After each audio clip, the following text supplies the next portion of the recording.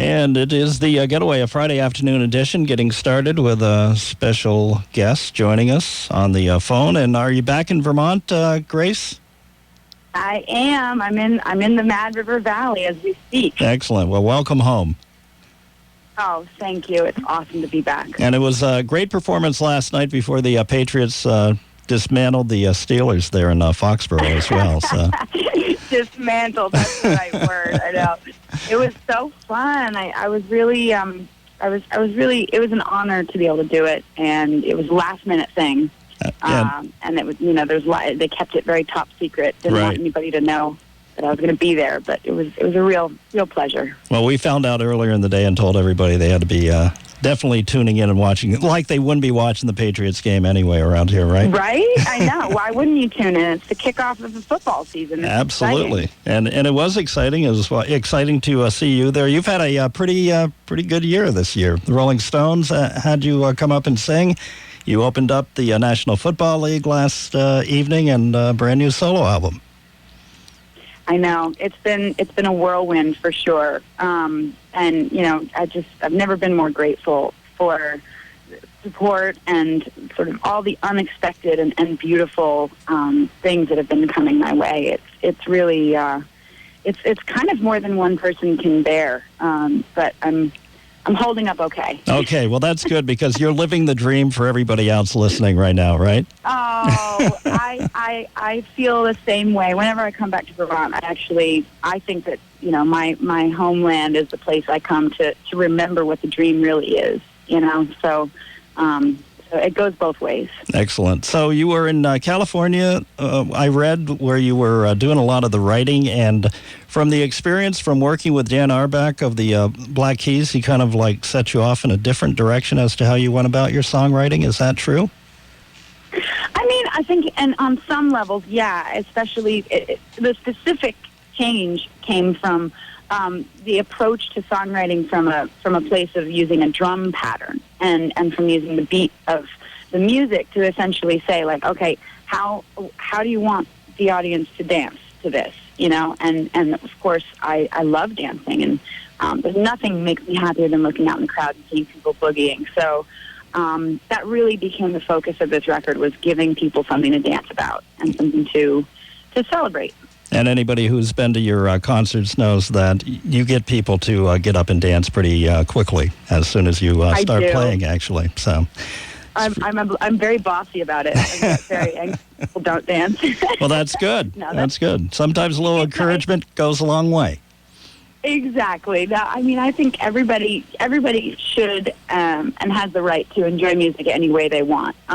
So, I don't make an example of people who don't feel like dancing, but I do make a point of trying to get as many people moving as possible. That's just better for your body. Too, absolutely. Yeah, you may as well move to the beat, and you've got quite a beat going with the new album, Midnight. It's definitely a bit of a reworking of your sound, but looking back on The Lion, the Beast, and the Beat, the beat's right in the title there. So the beat is in there, absolutely. Right? Exactly. So that's great. And you've got this Grand Point North Festival coming up this weekend on Burlington's waterfront. I've been able to attend a few. They've been outstanding. And this year you've got a pretty formidable lineup, including Mike Gordon of Fish and his band, Shaky Graves from Austin, Texas, and the guy who likes to dance around in a bubble and create a lot of mayhem on the stage, Wayne Coyne and Flaming Lips, right?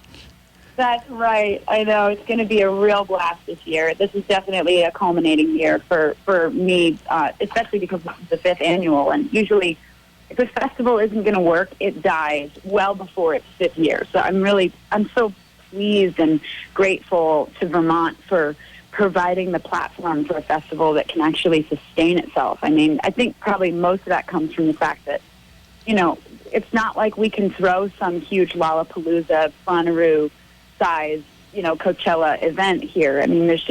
There are no roads that can deal with that kind of traffic in Vermont. No way. And, but I like that. And I really love working with the infrastructure of Burlington and making friends with the small business owners and the hotels and restaurants and the community surrounding the festival, because, it all has to work symbiotically. And I think it's just a testament to how beautiful life is in Vermont, that everybody is getting along so well, and that there's such a symmetry of culture and music and food and dancing and all the good stuff. It makes me really happy. And you can't really argue with the views you get from the stage, right? I know. It's a little selfish. I think that was a very musician-centric thing to do. We get the view. The audience has to turn around to be able to see the lake. That's okay. But, yeah, no, it's great also for the national bands that come through that don't know just how beautiful Vermont is and how beautiful Lake Champlain and the Adirondacks are. It keeps them coming back as well. You know, I've heard that from a lot of the bands that have played the festival over the years. They're just like, God, we had no idea.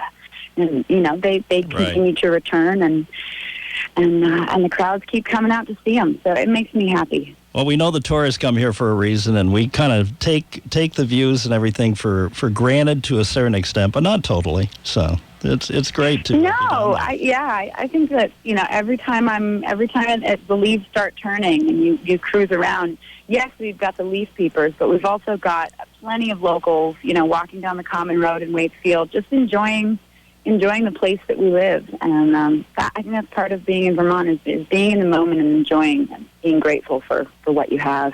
That's right. So you've been doing Grand Point North for 5 years. How involved are you in deciding who is going to be joining you for the festival?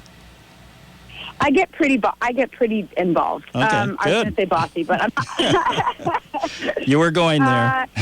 I was going there. That's right. But, you know, it is a festival. You know, the dream of a festival has been something I've been painting pictures of in my mind and actually on paper and on canvases since I was 12 years old. So, especially with the Flaming Lips this year, because I had them on a mixtape. You know, when I was in 5th or 6th grade, I first bought one of their records, and I actually had them on my bucket list for if I ever was to be able to throw a music festival. They were on there.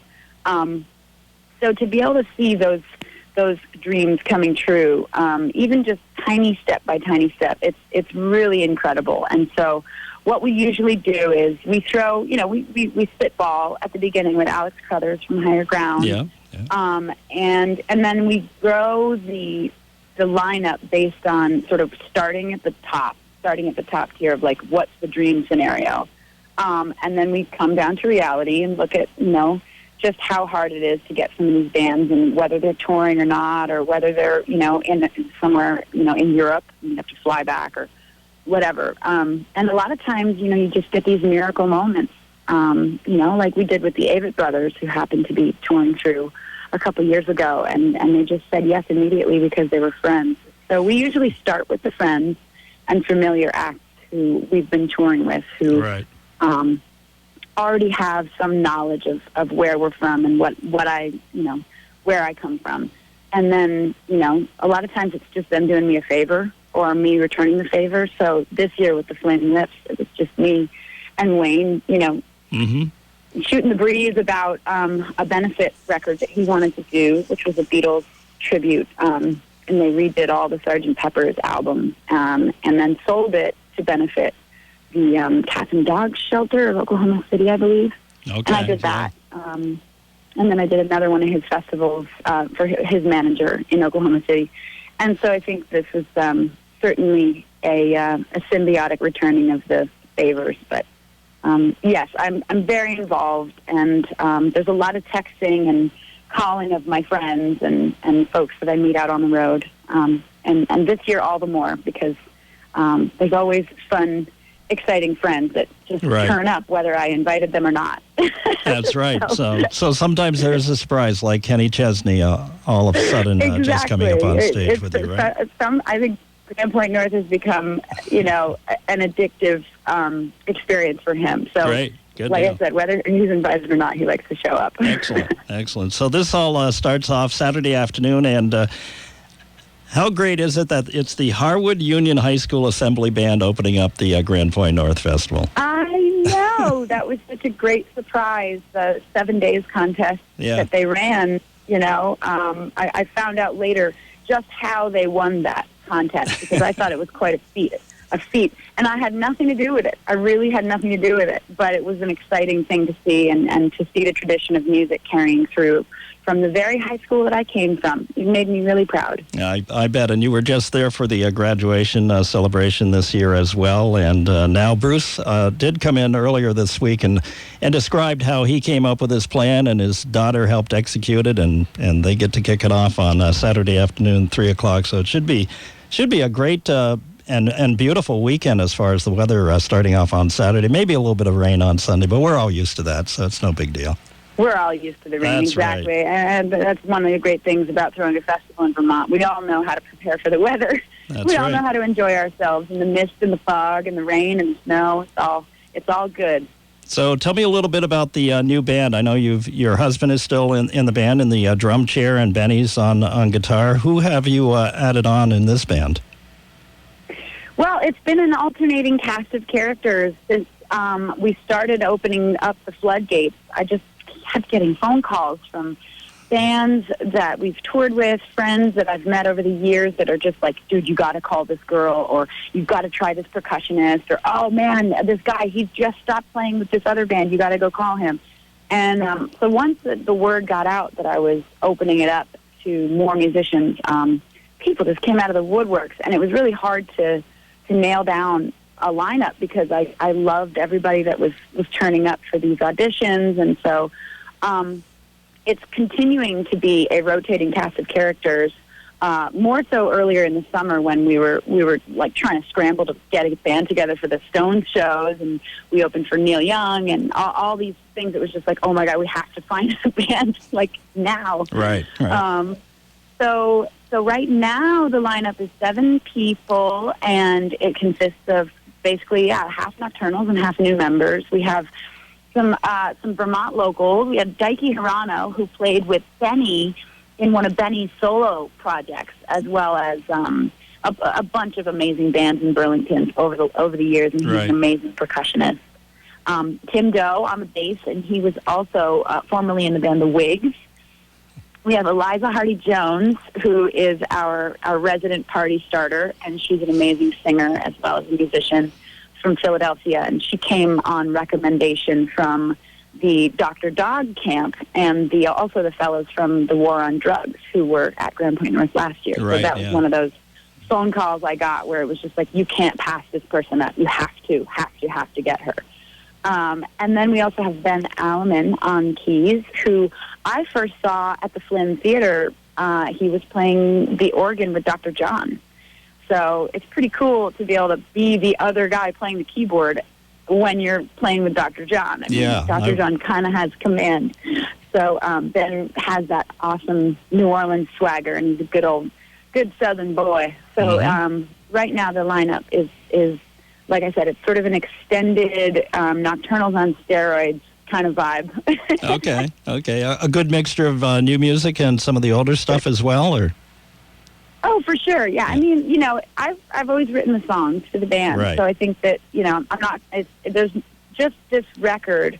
It certainly does represent and mark a turn in my recorded music history. My catalog of recorded music is completely fraught with ups and downs and perilous attempts at really anything and everything, because I think that's what recorded music is for. It's an experiment. It's a trial by fire. And I've had so much fun, exploring what pop music is and having a conversation with people about what pop music can be, what it used to be, what I used to love about it, what I don't love about it now.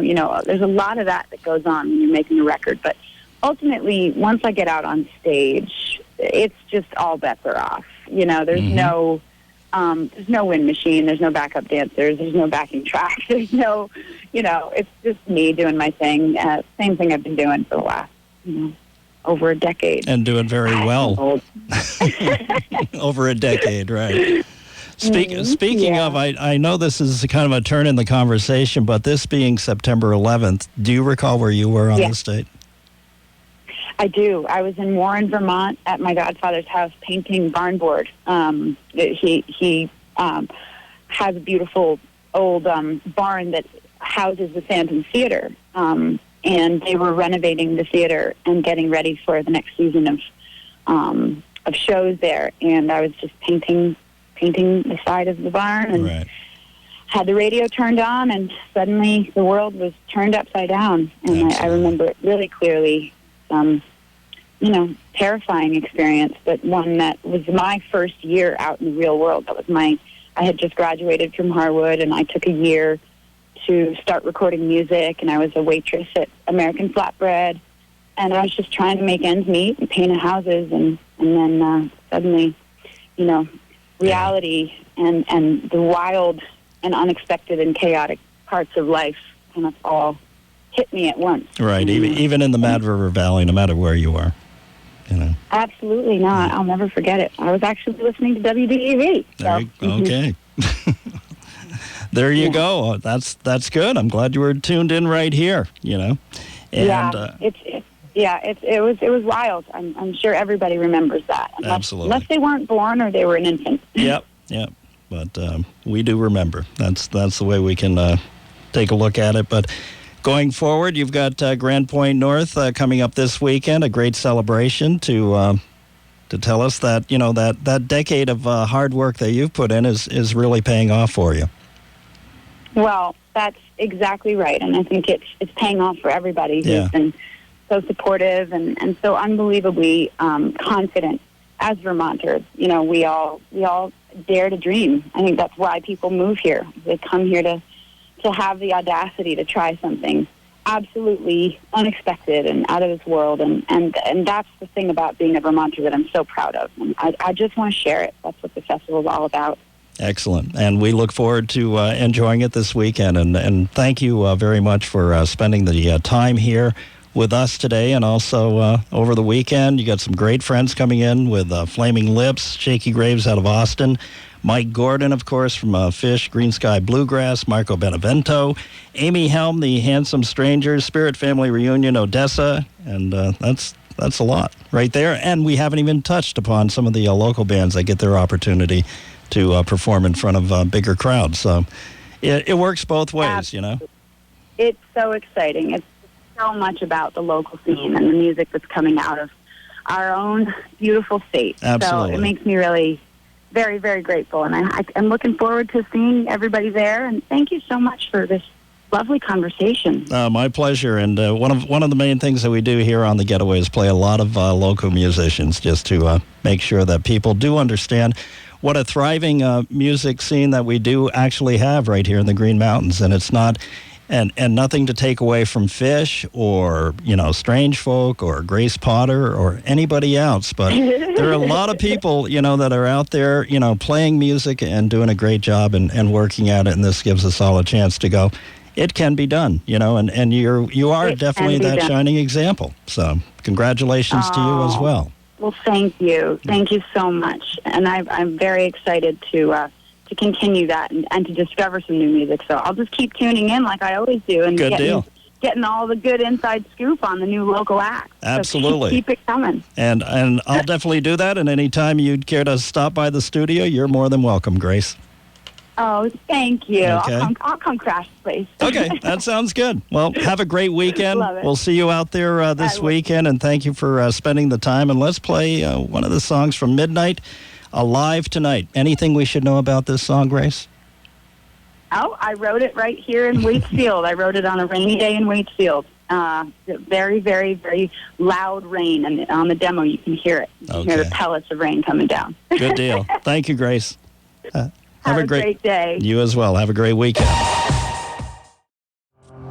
That's Low from Grace Potter's latest release, Midnight. Also, Empty Heart in there. We began with Alive Tonight. 3 songs from Midnight, and some of these songs you may be hearing on Saturday or Sunday nights, all part of Grand Point North, happening on Burlington's waterfront this weekend, Saturday and Sunday. Going to be a great time, and it kicks off Saturday afternoon, 3 o'clock, with the Harwood Union Assembly Band. The high school assembly band will be there under the direction of Bruce Sklar, so it should be just a great weekend on the waterfront, and welcome home to Grace Potter and Benny and Matt and everybody else, and of course some great bands playing. Go to highergroundmusic.com or grandpointnorth.com to get more information on tickets. And tomorrow's just supposed to be a spectacular day, and should be a fun weekend. And again, thank you to Grace Potter. Did a last-minute tried to get the interview in, and it all worked out. And I can't thank Grace and her management more than coming through like that. So sometime in the not too distant future, we hope to have Grace right here in the studios of WDEV, one of the places where she did come in the early days of her career as well. And that half-hour music brought to us today from Waitsfield, local folk smokehouse. You can stop in this weekend. There's going to be some live music on the stage. Always 25 drafts available. The house smoke barbecue, locally sourced ingredients go in there as well. And they can cater events with their mobile wood-fired smoker. We want to thank local folk smokehouse in Waitsfield for helping us out here on The Getaway. I'm Arty LaVigne. We'll take a look at Roger Hill's weather in just a moment. New car